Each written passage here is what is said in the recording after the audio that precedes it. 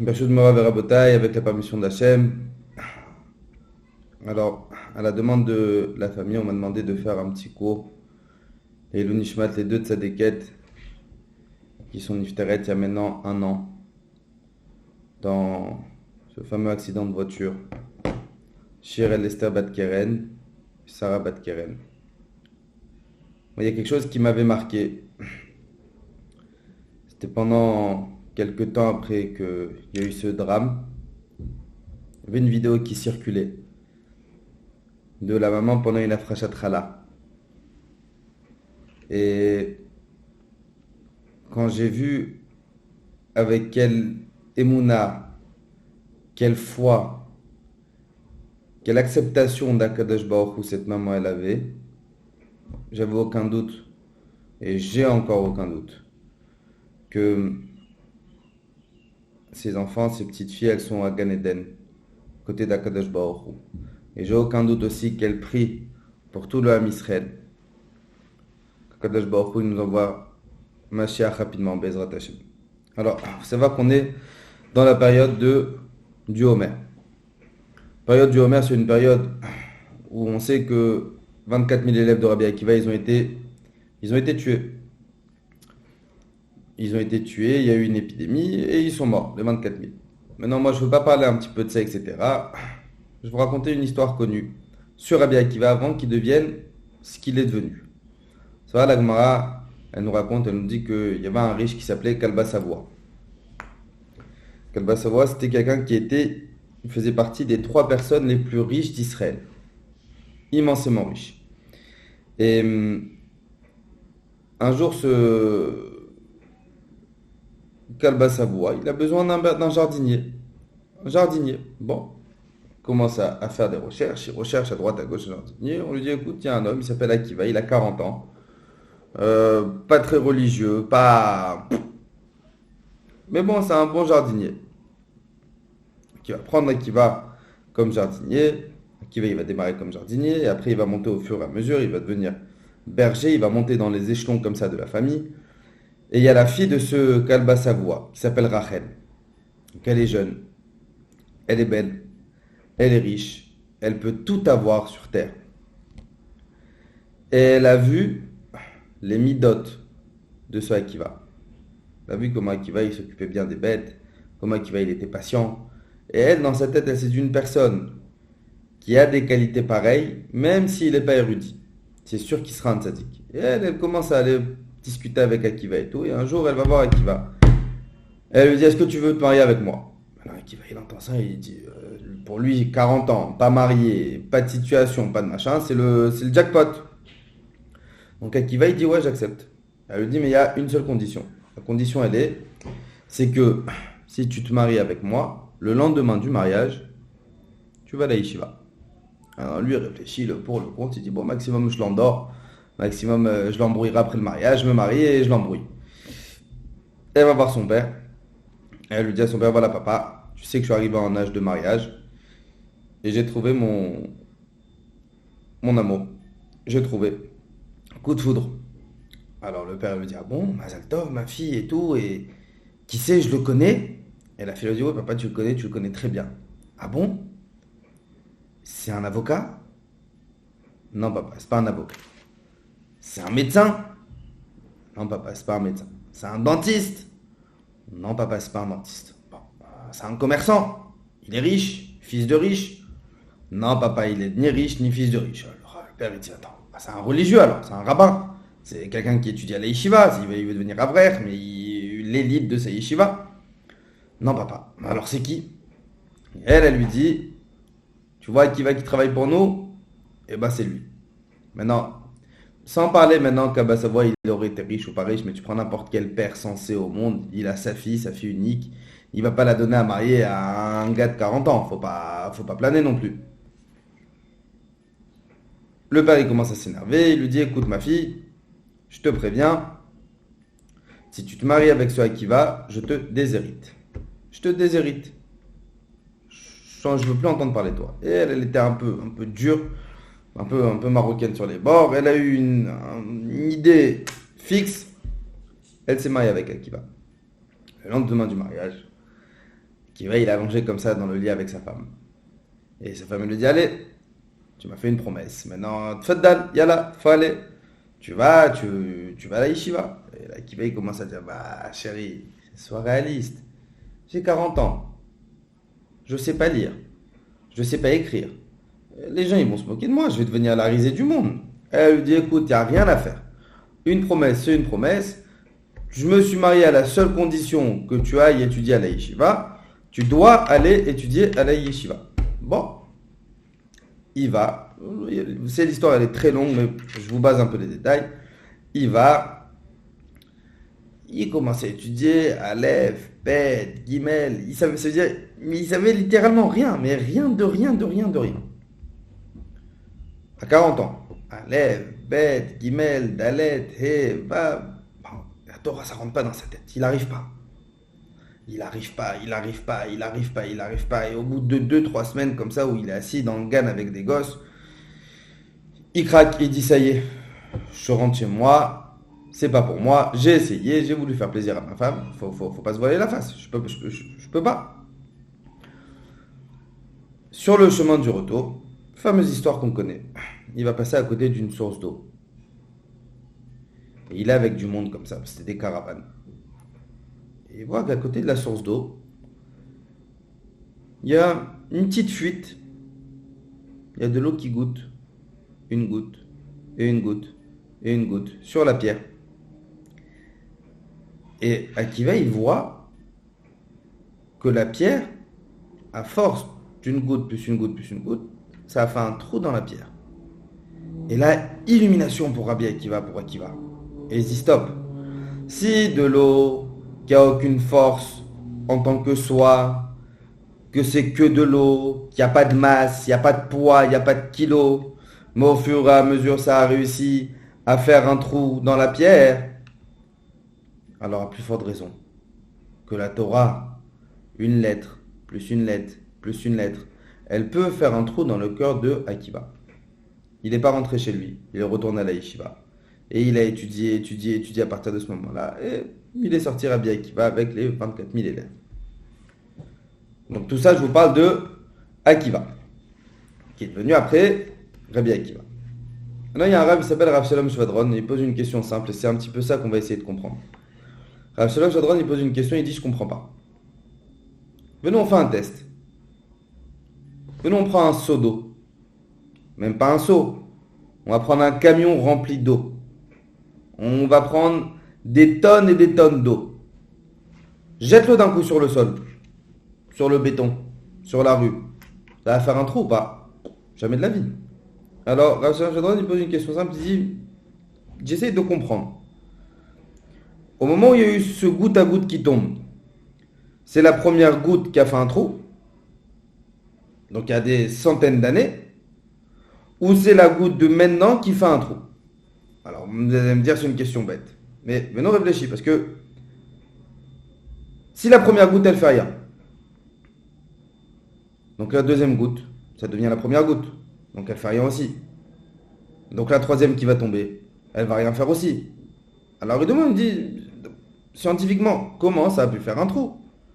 Et quand bien même tu me dis que de l'eau, ça peut faire un trou dans une pierre, prends, je vous ai dit, un camion rempli d'eau, verse-le sur le sol, ça fera jamais de trou. Alors, c'est quoi ce phénomène? Et il explique Rav Shalom Shvadron, et c'est un petit peu ça que le message que je voudrais vous transmettre. C'est que l'eau en soi, elle n'a pas de force. L'eau en soi, elle n'a aucun pouvoir de pouvoir faire un trou dans une pierre. Et combien de fois on voit qu'il y a des piscines et l'eau elle va rester pendant des années dans la piscine et ça va rien faire du tout. Il dit mais tu sais ce qui fait le trou? C'est la persévérance. La masse d'une goutte, plus une goutte, plus une goutte, plus une goutte, plus une goutte. Donc c'est pas ni la première goutte ni la dernière goutte. C'est justement cette persévérance tout au long des années d'une goutte, sans jamais s'arrêter, sans jamais se stopper, une goutte, plus une goutte. C'est ce que Rabbi Akiva il a compris. Rabbi Akiva il a compris que pour servir Hachem, on a 613 mitzvot. C'est très dur de respecter les 613 mitzvot. C'est impossible. et tu prends l'homme le plus religieux du monde, tu prends le plus grand tzaddik du monde, c'est impossible qu'il ait jamais fait de faute dans sa vie, c'est pas humain. En tzaddik ba'aretz asher ya'aseh tov velo yecheta. Il n'y a pas d'homme sur terre qui fait que le bien sans jamais fauter.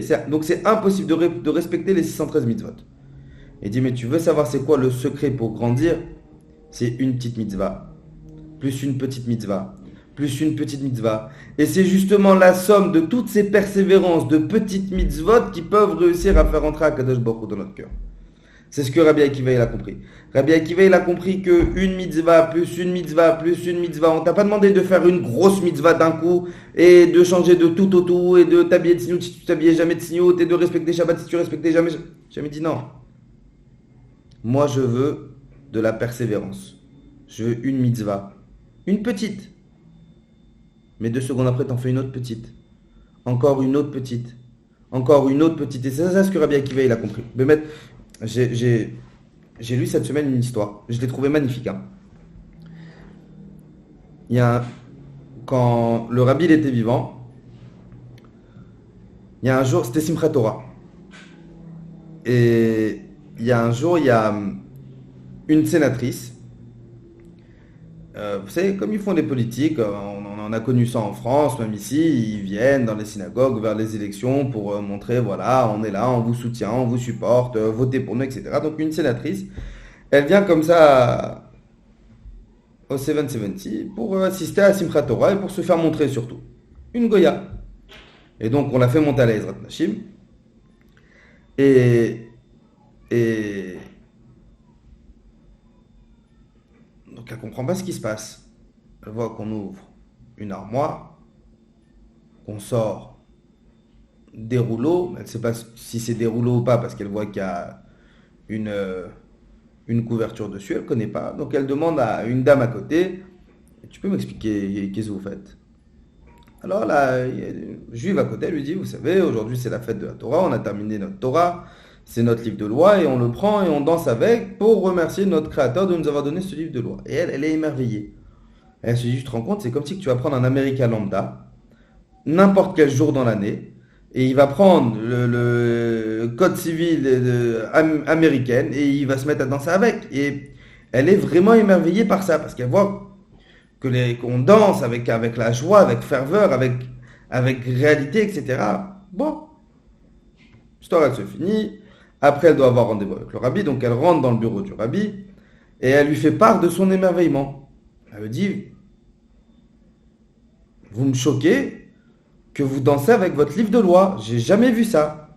Et le rabbi la regarde et il lui donne une réponse magnifique juste pour prendre un petit peu conscience de la chance qu'on a. Le rabbi lui dit, vous savez, on a 3 prières par jour, nous les juifs. Et dans la prière d'Arvit, juste avant qu'on fasse schéma, on dit Kiem chayenu, vaorech yamenu, ou vaem neege yomam valayla. Que la Torah, Kiem chayenu, c'est notre vie, vaorech yamenu est la raison de notre vivre, et la raison de nous de vivre. Il dit le rabbi au moment où on danse avec le Sefer Torah, on ne danse pas avec un livre de loi. On danse littéralement avec notre raison d'être. On danse littéralement avec notre raison de vivre. On danse littéralement avec toute notre essence, tout ce qui fait qu'on est des juifs. C'est ça ce que ça représente la Torah. C'est ça ce que Rabbi Akiva il a compris. Rabbi Akiva il a compris que sans Torah, sans mitzvot, le juif il est comme tout le monde. Mais Rabbi Akiva il a compris que pour atteindre l'excellence, on ne devient pas excellent du jour au lendemain. C'est une persévérance continuelle. C'est encore une mitzvah, plus une mitzvah. Chacun à son niveau. Akadosh Baruch Hu, il n'accusera jamais personne. Voilà, moi le premier. Il m'accusera jamais pourquoi j'ai pas été Rabbi Chaim Pinto. Il sait que je peux pas. Il m'accusera même pas pourquoi je suis pas comme Rabbi David mon père, parce que il sait que je peux pas aussi. Mais ce qu'Akadosh Baruch Hu, il va m'en vouloir.